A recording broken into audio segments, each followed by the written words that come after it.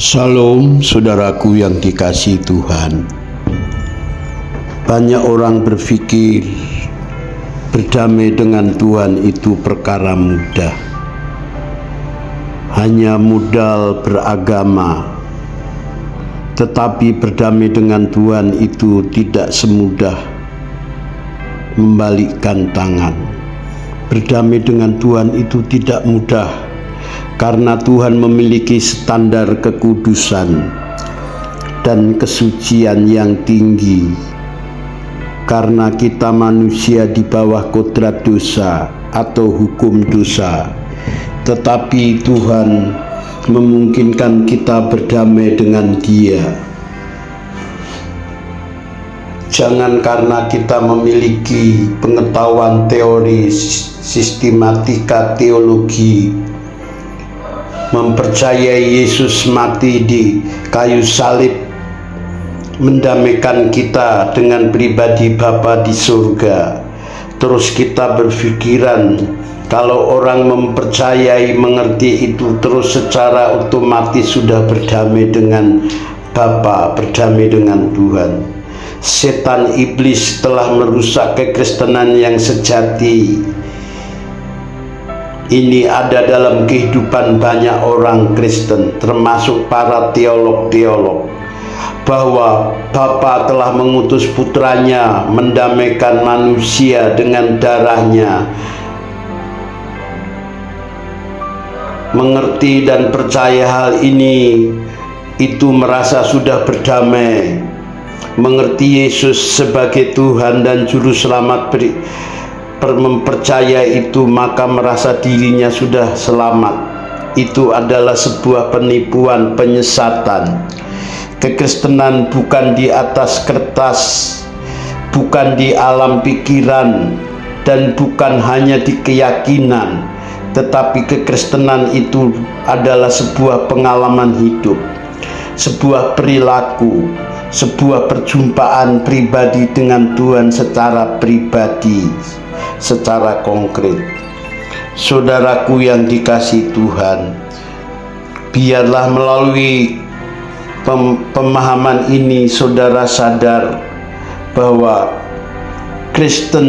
kekristenan yang benar itu seperti Kristus, seperti kata Paulus Galatia 2 ayat 20, bahwa hidupku bukan aku lagi, tetapi Kristus yang ada di dalam aku.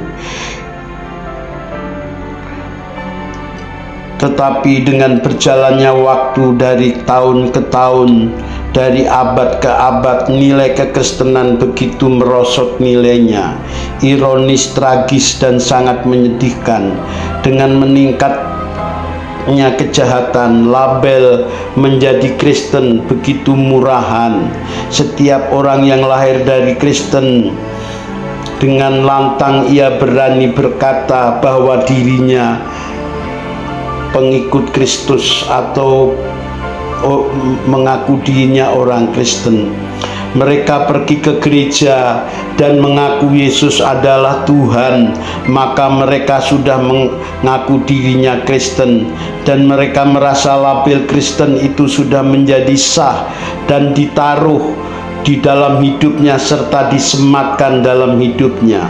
Sabda Tuhan waktu bicara jadikan semua bangsa menjadi muridku, artinya agar semua bangsa, setiap orang, setiap manusia harus mengikuti jejaknya, hidupnya Yesus, memperagakan hidupnya Yesus. Itu intinya, inti daripada kekristenan. Tuhan Yesus tidak pernah berkata jadikan semua bangsa umat beragama Kristen. Tidak dikatakan agar kita menjadi murid gereja, murid salah satu sekolah teologi, atau menjadi salah satu murid seorang pendeta. Kekristenan sudah diubah, dimodifikasi sedemikian rupa, akhirnya tidak seperti Yesus. Kalau hanya menjadi manusia melakukan hukum, perintah-perintah agama, tidak perlu Roh Kudus, saudara.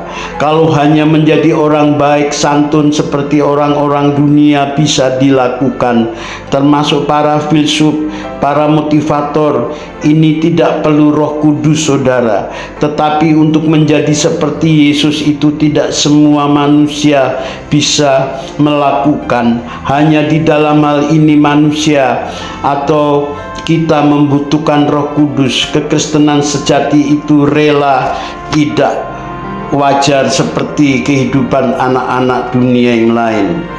Kita disetting menjadi mempelai Kristus untuk memiliki pikiran dan perasaan seperti Kristus, yaitu hidup tak bercacat, tak bernoda, agar menjadi kekasihnya Tuhan atau menjadi mempelai Kristus.